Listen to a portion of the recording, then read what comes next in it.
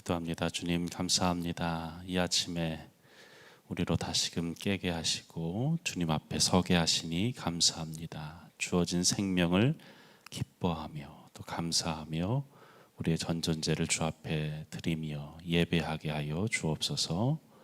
이 시간 말씀을 우리의 마음에 심기워 주옵소서. 예수님의 이름으로 기도합니다. 이사야 43장 1절에서 13절까지의 말씀, 우리의 정체성은 무엇인가? 라는 제목의 말씀으로 함께 나누겠습니다. 우리는 식민지 시대를 살아본 세대는 아닙니다. 그 시절의 고통과 해방의 감격을 우리는 온전히 다 알 수는 없습니다.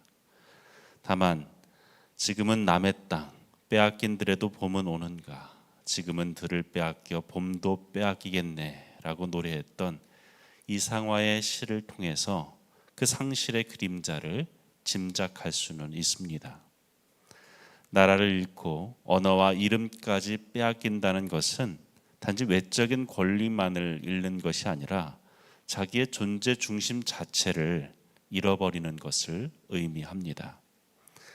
바벨론에 의해 포로로 끌려간 이스라엘 백성들도 같았지요. 하나님의 백성이라는 정체성조차 의심스러웠던 그 시절에 그들은 바벨론의 강변에 앉아서 시온을 생각하며 울었습니다. 스스로가 누구인지조차 잃어버린 채 살아가는 그들에게 하나님께서는 선지자 이사야를 통해서 그들이 누구인지 말씀하십니다. 하나님의 백성의 정체성은 우리 안에서 만들어지는 것이 아닙니다. 또 외부의 인정이나 어떤 성취에서 비롯되는 것도 아닙니다. 우리의 정체성은 하나님께서 부르시고 하나님이 인정하시고 하나님이 붙들어 주심으로써 우리에게 부여되어지는 것입니다.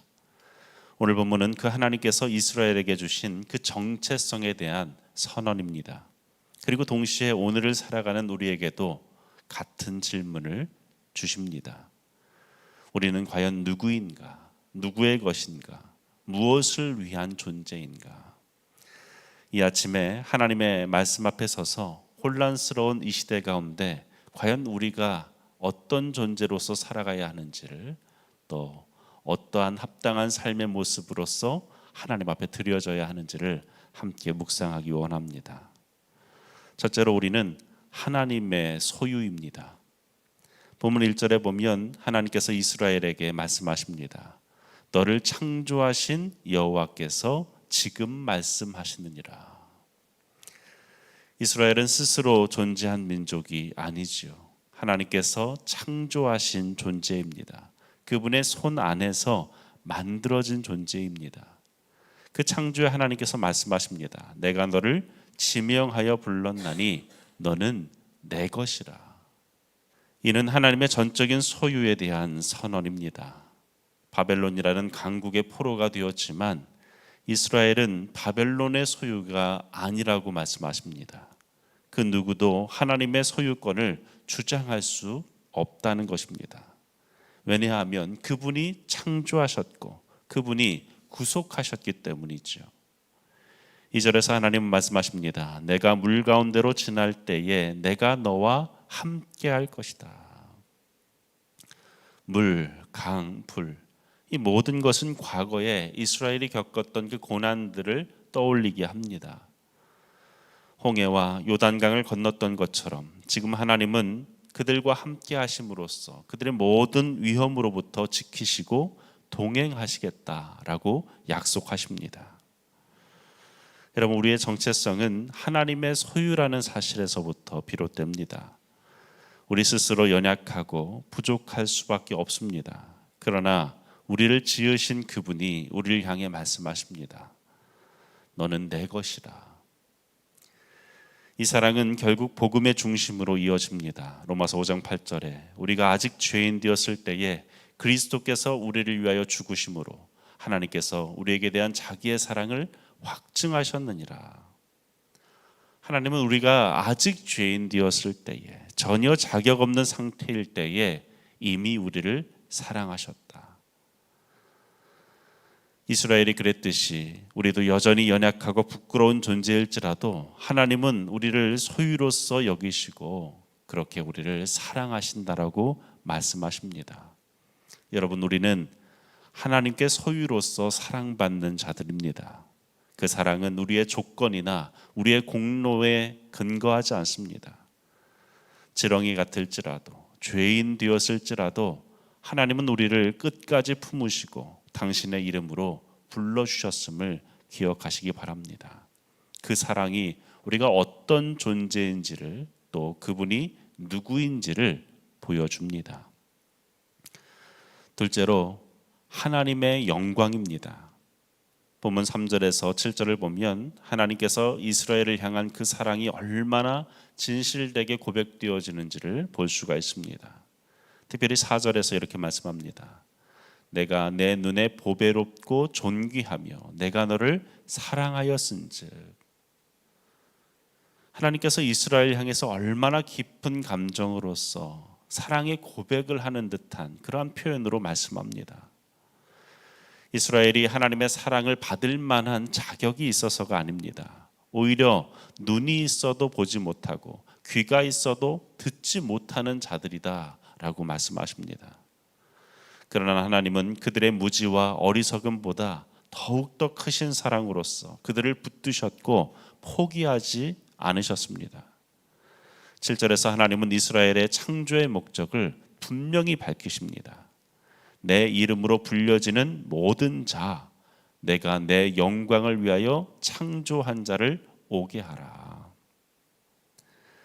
이스라엘은 하나님의 영광을 드러내기 위해 지음받은 존재이다 라고 말씀하십니다. 하나님은 그 백성에게 당신의 형상을 담으셨고 세상 속에서 당신의 영광을 드러나는 존재로서 살기를 바라시고 그렇게 지으셨습니다. 여러분, 우리의 정체성은 단지 구원받았다라고 하는 그 사실에서 멈추지 않습니다. 우리는 하나님의 영광을 위하여 창조된 자들이다 라고 말씀합니다. 하나님의 사랑을 경험한 자로서 그 사랑의 빛을 품고 살아가야 합니다. 우리의 존재 전체가 하나님의 영광을 드러내는 거울이 될 수 있어야 합니다. 마지막으로 하나님의 증인입니다. 본문 10절에서 13절을 보면 하나님은 이스라엘을 재판정에 세우십니다. 민족들을 향한 그 법정의 장면에서 하나님은 자신이 어떤 분이신지를 증언할 자로서 이스라엘을 택하셨다라고 말씀합니다. 너희는 나의 증인이요 나의 종이라 라고 부르시며 말씀하시죠. 여기서 증인이라는 것은 단순히 듣고 본 것에서 끝나는 사람이 아닙니다. 보았고 들은 것을 근거로서 말하고 또 그 진실을 입증하는 자로서 살아가는 것, 그것이 증인입니다. 그래서 하나님 말씀하시죠. 11절에 나는 여호와라 나 외에는 구원자가 없느니라. 그 하나님께서 구원하신 그 모든 과정들을 우리가 이스라엘이 전해야 한다라고 말씀하시는 것이죠. 여러분, 오늘날 우리에게도 마찬가지입니다. 우리는 완전한 자들이 아니지만 하나님의 은혜 안에 부름받은 자들입니다. 이제 우리의 사명은 무엇입니까? 증인된 삶으로서 나에게 행하신 그 일들을 사람들 가운데 전하며 사는 것입니다. 이 시대에 하나님의 증인으로서 하나님을 나타내는 존재로서 그분의 살아계심을 증명하는 존재로서 사는 저와 여러분 되기를 간절히 축원합니다. 여러분, 우리는 누구입니까? 우리의 정체성은 나에게 있지 않습니다. 오직 하나님께 있습니다. 하나님을 떠나서는 나를 증명할 수가 없는 것이지요. 하나님의 소유이며 하나님의 영광을 위해 존재하는 자이며 하나님의 증인으로서 세상에 보내진 자임을 기억하며 오늘 한날 그 하나님 안에 머무는 저와 여러분 되기를 주의 이름으로 간절히 축원합니다. 기도하겠습니다. 아버지 하나님, 우리를 지으시고 부르시고 당신의 것이라 말씀해 주시니 감사합니다. 흔들리는 세상 가운데서 우리가 누구인지를 잊지 않게 하시고 당신의 사랑과 부르심을 따라 오늘도 신실하게 살아가게 하여 주옵소서. 당신의 영광을 위해 지음받은 존재답게 삶의 모든 자리에서 주님의 살아계심을 증언하며 살게 하여 주옵소서. 예수님의 이름으로 기도합니다.